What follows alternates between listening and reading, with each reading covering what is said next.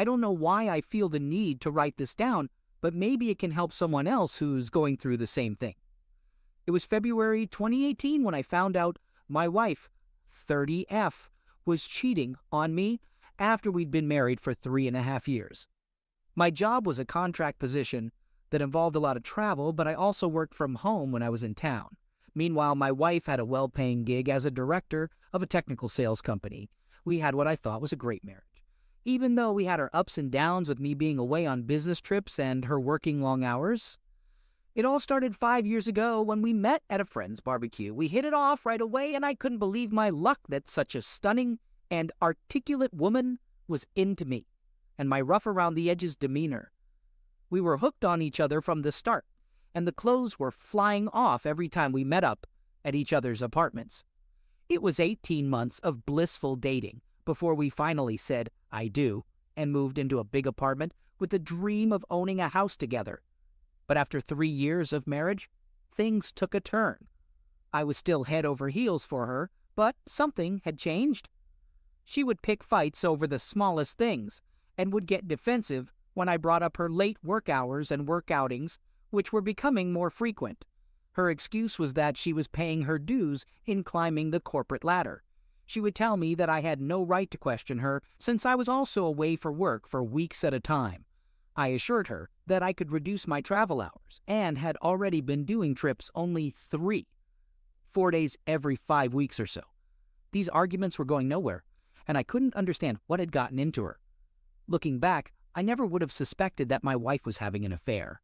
Her long work hours and our dwindling bed life were the only signs, but I never thought anything of it. I didn't think anything was amiss when my wife started arguing with me about little things. It seemed like she was just exhausted from work, but it did sting when she turned me down every time I tried to have closeness. I didn't realize then that she was cheating on me.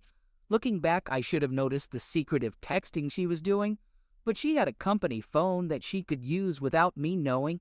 She spent a lot of time in our spare bedroom, which doubled as her home office, and that's where she could have been doing it.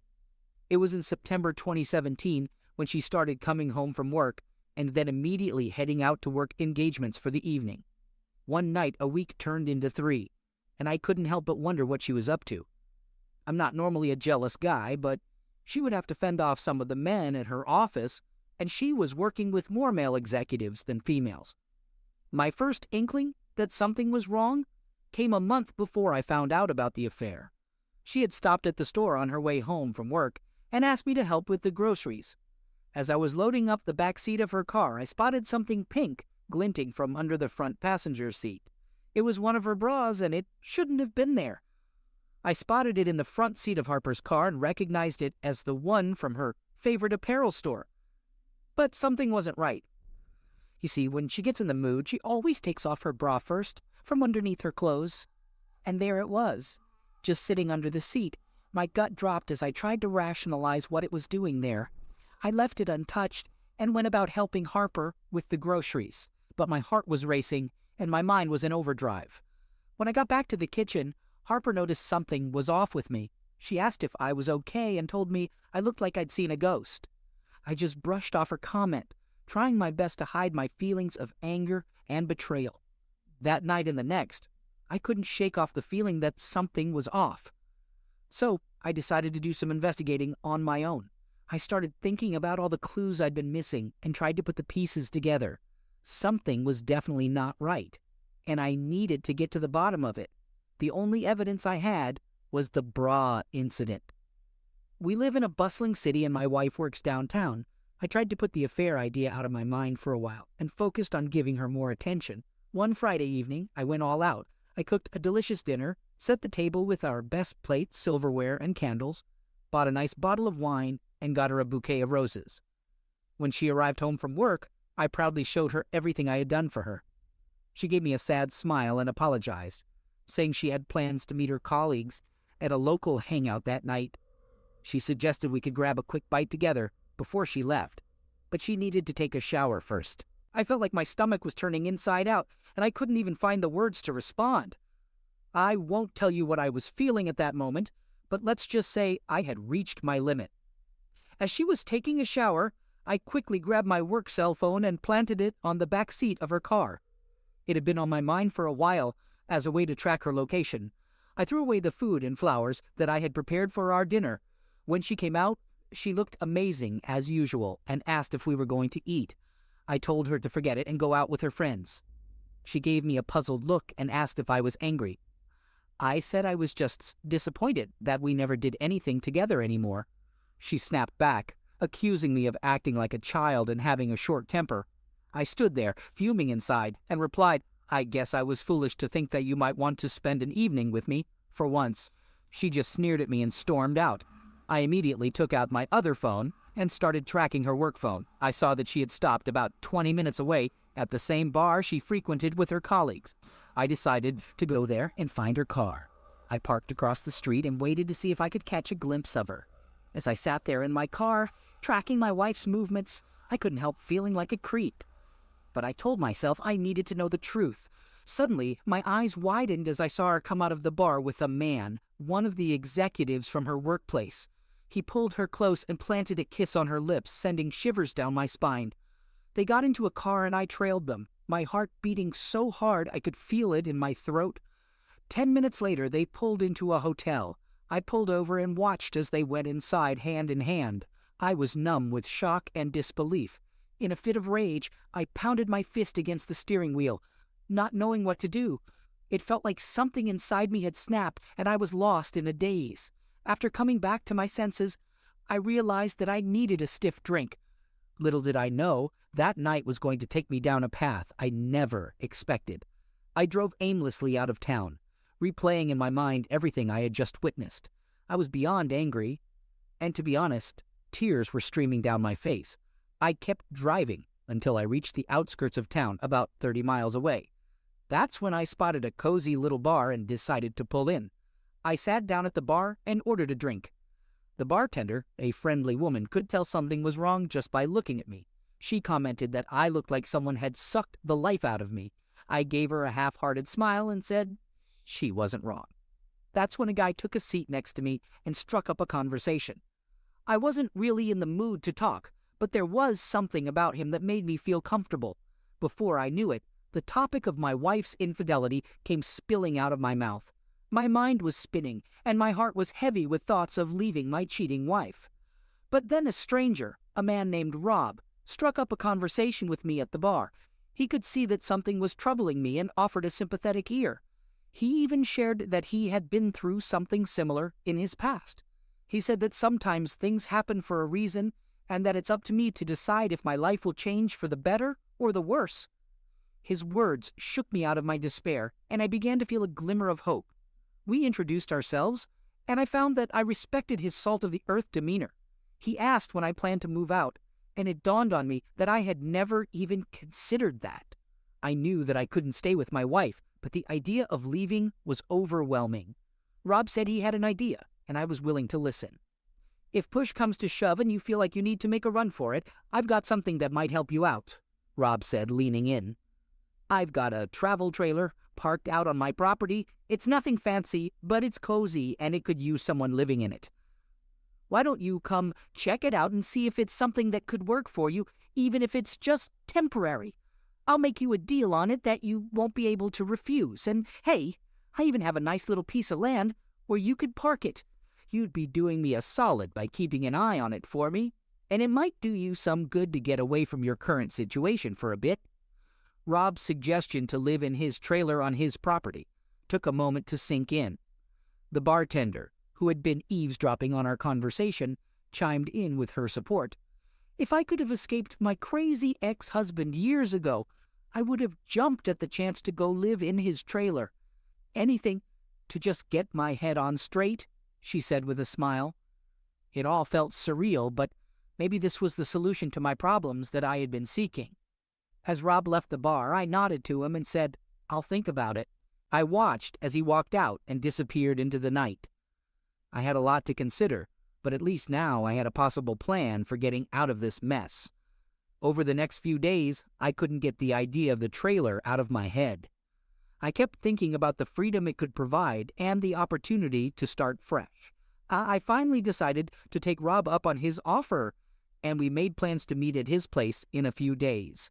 As I prepared to leave the house, I felt a strange mix of emotions. On the one hand, I was filled with a newfound sense of hope and possibility. On the other hand, the pain and heartache of what my wife had done was still fresh in my mind. I knew one thing for certain: I could never be with her again. Cheating was a deal-breaker for me, and I couldn't tolerate it in any form. When I got home that night, Harper asked me where I had been. I turned to her and asked her where she had been. She responded in her usual nonchalant way, "Oh, just grabbing drinks with some friends." But her answer no longer mattered to me. I had bigger things to worry about now. I looked her in the eyes and asked her straightforwardly, "Are you cheating on me?" She seemed surprised but quickly regained her composure and denied it, asking me why I would think such a thing. I told her that I had heard rumors about her and a coworker. Did she ask me who told me? Yes, but I refused to give up the name. She dismissed me, telling me that I was being ridiculous and that I was probably just drunk and imagining things. Then she asked me where I'd been. I told her I went out for drinks with some friends. She stared at me for a moment, but then turned and went back to bed. I knew then that she had been lying to me for months. I decided to sleep on the couch because I couldn't bear to be near her. I didn't sleep at all that night, my mind filled with images of her with that other man. I felt disgusted, hurt, and sorry for myself. As I lay on the couch, the idea of Rob's trailer hit me like a bolt of lightning. It was as if a voice inside my head said, "This is it. This is what you need." I couldn't believe how quickly the fight or flight mode took over. Flight it is then. The next day, things between me and Harper were strained, but we kept up appearances, pretending like nothing had happened. A few days later, I met up with Rob at his ranch. The trailer was surprisingly nice, equipped with all the essentials for living. I had fond memories of traveling in a similar one with some friends during a spring break trip back in college. After making Rob an offer, we agreed on a price that felt like I was robbing him.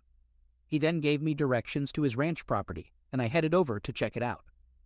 The property was stunning, surrounded by trees and scrub brush with nearby hiking and biking trails. It was nestled in the foothills of some beautiful mountains, and Rob even had a small shack on a hill overlooking the property, complete with water and electricity hookups for the trailer. Rob had offered to tow the trailer to the site for me and set it up, which was a huge relief. But during the next few weeks, I tried to get Harper to confess, but all I got was gaslighting. I finally decided to confront her and told her that if I found out she was cheating, there was no going back. But instead of coming clean, she dug herself deeper into her affair fog and denied everything. The denial was so ridiculous that it almost made me laugh. I didn't have any concrete evidence of her infidelity, and I kicked myself for not at least taking some photos of the two of them. As I suffer through this mental agony, I come to the conclusion that I want out of this marriage. Instead of telling Harper how I feel, I quietly start making plans. I sneakily begin moving my belongings out of the apartment and into the trailer, feeling like I'm finally taking action.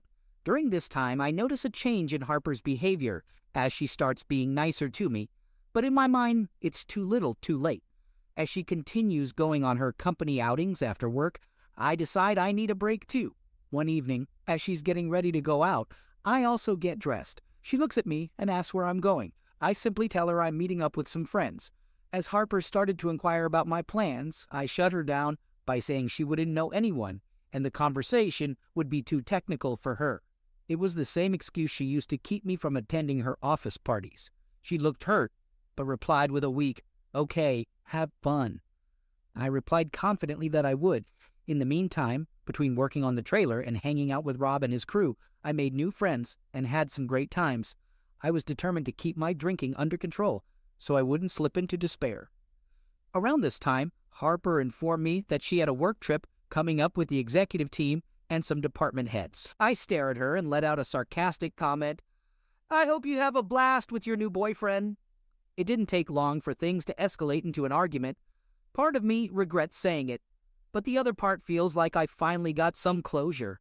Sometimes you just need to let out what's been bottling up inside. But it's true. I wish I knew more about her affair partner. Who is he? What does he look like?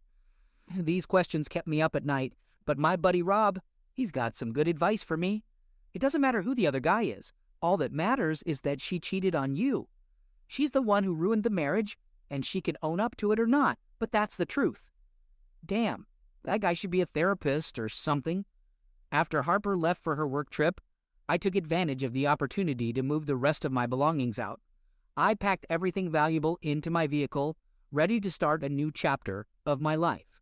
I left the furniture and everything else behind, only taking my clothes and work equipment. I had initially planned to leave a long note for her, but I decided to keep it simple. I scribbled on a piece of paper, "I hope it was worth it," and left it on the kitchen table along with my wedding ring. As I walked out, a wave of relief washed over me, as if a huge weight had been lifted off my shoulders. I felt liberated. No more hiding the truth. There's some emotional baggage to unpack and some wounds to heal, but now I have the time and space to do it. My priority is to cut her out of my life as quickly and quietly as possible. I'm not proud of myself for never confronting her more or forcing a confession out of her. I never got to let out all the pent-up anger and frustration that was boiling inside of me. I decided that she didn't deserve me and had disrespected everything that we had built together. Our plans and dreams are shattered, including the dream of owning a beautiful house on a hill. There's no going back. I don't owe her anything. Let her deal with the consequences of her actions. Update. Aftermath. I didn't have any grand plan. I didn't even bother reaching out to a lawyer. All I wanted was some clarity. So I retreated to my new trailer, nestled in the crisp mountain air, and tried to clear my mind. In the days that followed, I resumed my running routine, and it felt amazing to feel alive again. Harper texted me a few times while she was away for work, but I didn't reply much, just a few casual updates. We landed safely, we're having a team dinner and such, but then came the occasional "where are you?" and "I want to hear from you" messages. When she finally returned home, my phone was bombarded with texts and calls from her. It was as if she couldn't get enough of me. And then her mother tried to call me too, but I have never been close to my dad, who was the only family member left on my side, so she didn't even bother with him. After the first few tearful voicemails, I stopped listening to the rest of Harper's messages. Her texts were no different. "What's going on? We need to talk. I'm not having an affair." But after a week of ignoring her, she finally sent a message that said, "I'm sorry. I was involved with someone at work, but it meant nothing. I made a mistake, and I was going to end it." A mistake. This was the confession I'd been waiting for, but it only made me dislike her more. Why couldn't she have been honest from the start? This wasn't the woman I'd envisioned spending my life with, and how long can a mistake really last? 6, 8 months? A year? Her desperate pleas for me to come back and work on our marriage were pitiful. Eventually, she stopped bothering me for a couple of weeks, but I still didn't answer her calls or texts. I didn't want her to invade my peaceful space and pry into my life. My trailer was my safe haven, and I didn't want this woman messing it up. But then, out of nowhere, she began bombarding me with angry texts. "You're such a coward! Why won't you talk to me? You don't care about us!" It was like she was living in a completely different reality. She kept begging me to come back and fix things with her, but her words lacked sincerity and were filled with excuses. I couldn't be bothered to listen anymore. It was all just noise to me, so I decided to take action and changed my cell phone number. That was the last straw for her. June 2018, Harper, in a curt email, told me she had retained a lawyer and was filing for divorce. In response, I just typed a cold, "Okay, sounds good."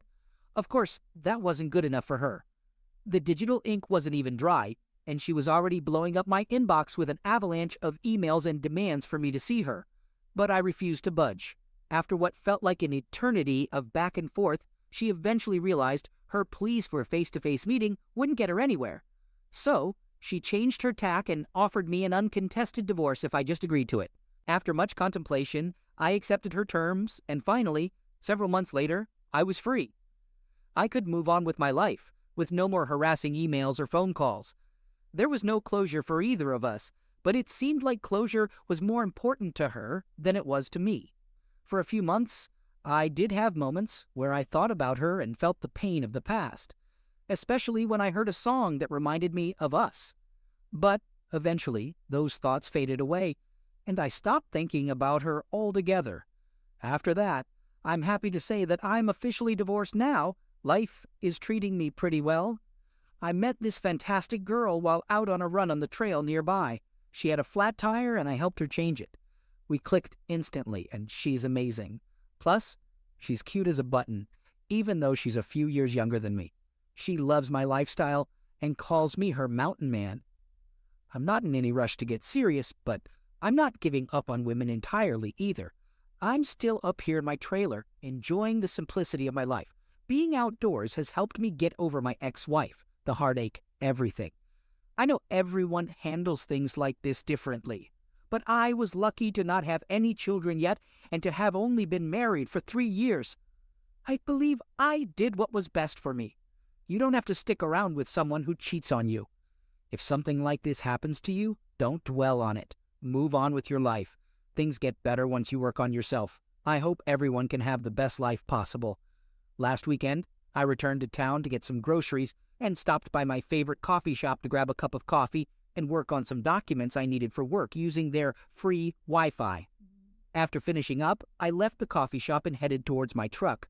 That's when I heard a familiar voice calling out my name. James?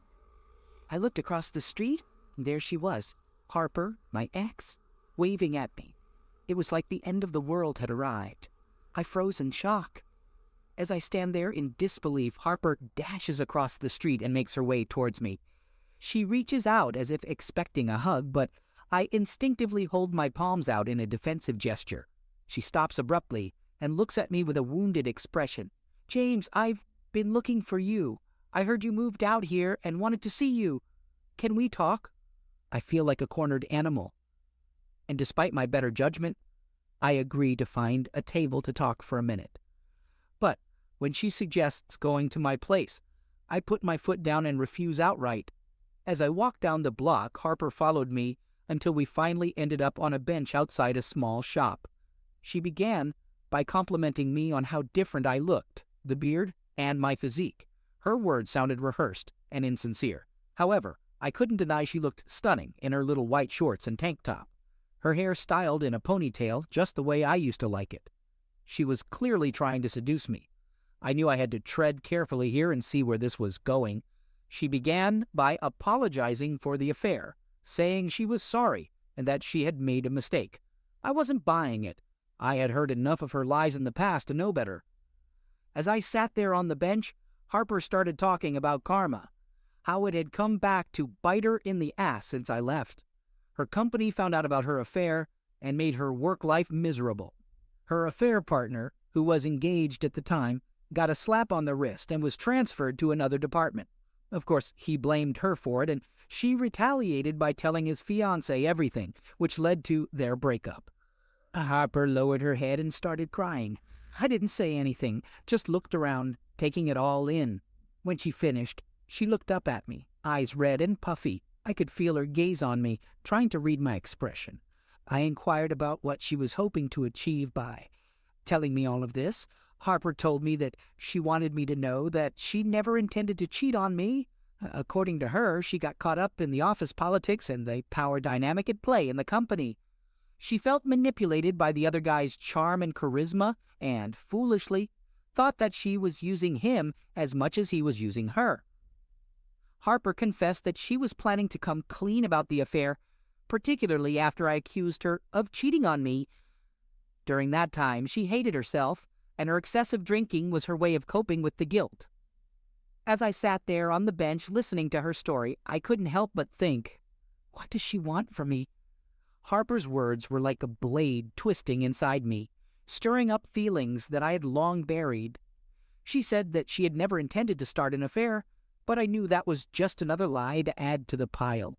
She tried to blame it all on her ex-AP, saying that he manipulated her with his power and charisma. She even went as far as to say that she was going to come clean with me, but I couldn't help but feel like it was all a bit too convenient. After I left her, she felt the full force of her mistake. She felt alone and lost, like her heart had just given up on her. She broke things off with her AP immediately, and now she was standing in front of me wanting to start over. It was ridiculous. Did she really think that we could have a clean slate? That we could just forget everything and pretend like it never happened? I couldn't hold it in anymore. I let her have it. I told her how foolish she was for thinking that she could just come out here and fix everything. I reminded her that I had warned her before that if she cheated, we were done. There was no going back from that kind of betrayal. I even threw in the fact that I followed her one night and saw her go into a hotel with her AP. As I spoke, my voice grew louder, and people started to notice. But I didn't care. I had to get it all out. Harper looked shocked and hurt, like she couldn't believe that I was being so cold. I felt her grab my arm and start to sob. I reluctantly let her cry on my shoulder for a bit, before gently nudging her away. She looked up at me, tears streaming down her face. "I deserve all this, I know I do," she said.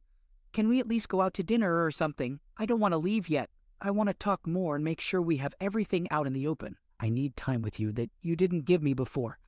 Please, James. I know you may not want to hear this, but I love you so much. I didn't realize it until you left me, and it broke me. And I broke you just as badly. I can't forgive myself. I don't want to forgive myself until the day I die." She started hyperventilating and sobbing even harder, and I pulled her close, feeling like it was the only thing I could do to calm her down. As we walked, I realized that I had broken her heart just as much as she had broken mine. We found a quiet path and continued walking, both of us quiet for a while, before things began to settle down a bit. I then asked Harper how she found me. Did she hire a private investigator or something? She laughed a little and said no, but she thought about it. She ran into Mary a couple of weeks ago, and she asked her how things were going. Mary let it slip that she saw me. Harper made her spill every single detail. Mary didn't want to tell her because I told her not to, but she wouldn't let her go until she did. All she really knew was that she saw me here in town, and that I lived somewhere in the vicinity. So Harper started coming here on her days off to see if she could find me. She really blushed when she said that. I couldn't help but chuckle at that damn Mary's loose lips. Eventually, we went to dinner at a nice little place with a patio. I made sure we didn't drink anything. I didn't want any excuse for Harper to soften me up or claim she was too drunk to drive back. We actually had a good talk, a talk that we should have had long ago. After I walked her to her car, Harper pressed me hard to stay with her, but I just couldn't do it. She claimed that she had not been with anyone else since I left, and that she wanted only me. I told her it was too soon for me to consider getting back together. She begged to see me again, but I remained noncommittal. I gave her my email address but refused to give her my phone number, knowing she would blow it up with texts and calls. She started crying, but I couldn't give in. She said she would be back in town next weekend if I was interested, but I didn't respond. Before she left, I asked her if she would forgive me if I had cheated on her. She sat there for a while, then said that she would forgive me eventually, but only if we saw a marriage counselor and worked through the healing process together, maybe even with a binding agreement. I thought about what she said and eventually replied, "Maybe in 5-10 years, but I'm not sure if I can ever fully trust you again."